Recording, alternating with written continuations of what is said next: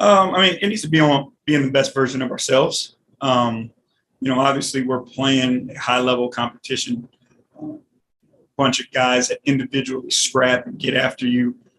Spo does a great job of game planning, for his opponents, making sure his teams are organized and structured and disciplined. So we're going to have our hands full. If we do the right things, we're confident our guys will go out and compete and give ourselves a chance. With them taking care of the basketball, your transition defense, how you work versus switches, all those things are going to be important. We got to make sure we pay attention to the details. Let's say Darius having some attention on Evan since they know he's going to be three guys out there on the floor. Well, it's the responsibility of those guys, right? Like they carry a certain weight and have to do certain things, as far as Darius and Evan go. But their job is to help their teammates also. And to simplify the game is if you ever find yourself with two on you, somebody's open, and you need to get the ball to the person that's open and then continue to make those plays. And then, those other guys are very capable.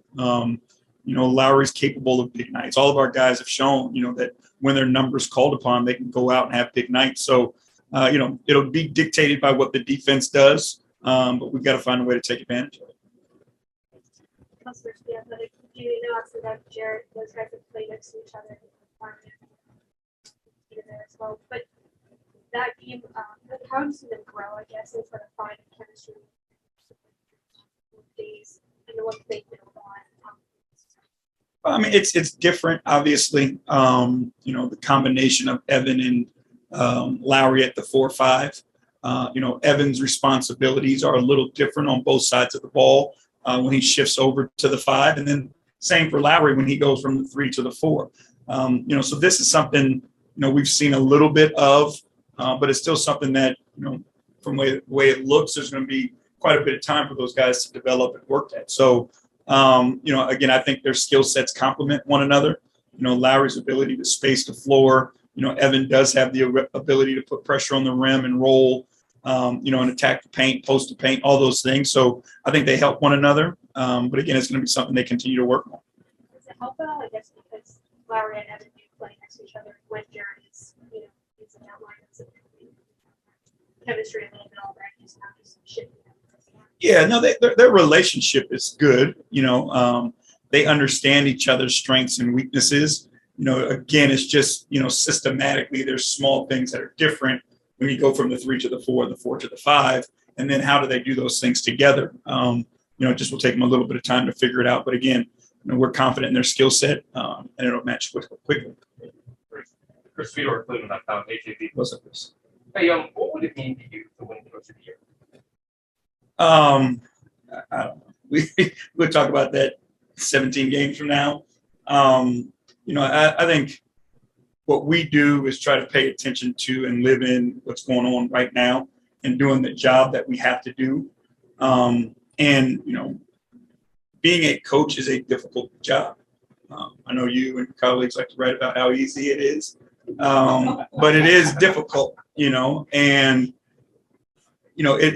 there's so much more to it than just X's and O's. The dynamics of personalities, the outside, embracing an environment and a fan base and trying to do all the right things, because how much time and effort and season ticket holders, like there's a lot that goes into this position and having to manage this position. Obviously it would be a great honor. Don't get me wrong, I'm not a kid, but it would be a great honor. It wouldn't be something just for me. It would be proof of what our guys are capable of and what our staff has been able to do as well. Spo talks about you at the All-Star game. Talks about you before the game. What is your relationship with you? We go back a long, long time. David Fizdale and I have been close since I was 17. Fizz worked for Spo, in the video, when they both were in the video room years and years ago. So I used to come out here a bunch and spend time with Fizz and spend time with Spo. I can remember when we were first in Charlotte, and it was our first or second year. He was here in Miami, and we would coach against each other in summer league. So we've always had a great relationship. Years ago. Heat obviously are known so much for their culture. Are there things that you try to emulate about Miami? The environment overall, yes. Having to use my own personality and the things that I value, which are obviously we're different people, right? Starting with, Pat Riley, like that influence. But having a true identity is something that, they haven't had for a long, long time. So that was something that, through my personality, our staff, our players, like we wanted to implement that and have something that, you can say this is Cleveland Cavaliers basketball. I think that's what the Miami Heat have done an outstanding job of. And, personally, I don't know if they get enough credit for the job that they've done. But as a coach, you have a ton of respect for, just you can put your eye on a Miami Heat player. You can watch a game and like that's the Heat. And I think that's what we're aiming for. Is Jared Allen, is there still a time table? Not that I've been there. This is going to come out wrong. I don't think critically at all. But why isn't there a time? Well, I mean, there's a process of seeing the specialist, and then as you go through the specialist, there's decisions that have to be made on the treatment, the rehab, and then it comes down a lot to the individual and how they heal. So it's kind of we have a frame, but to put a pinpoint on, I think it's really difficult. Is there a concern that he's out? For the no. John. Hey, what's going on, Coach? What's up? It's John Crowley. Yeah, I see you standing right. I was wondering why you guys. Yeah.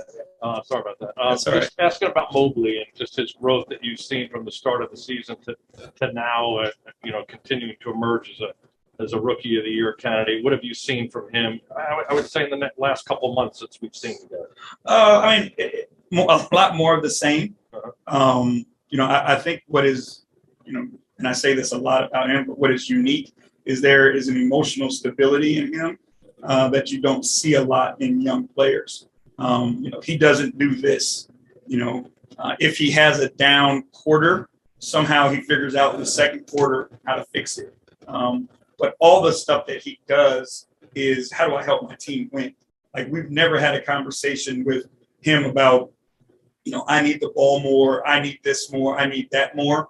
He's just in the moment and goes and figures out what it's necessary to help the team win. I think that's what, continues to impress us as teammates. And when you're around him every single day, you are amazed by a guy of that age, who has that mindset.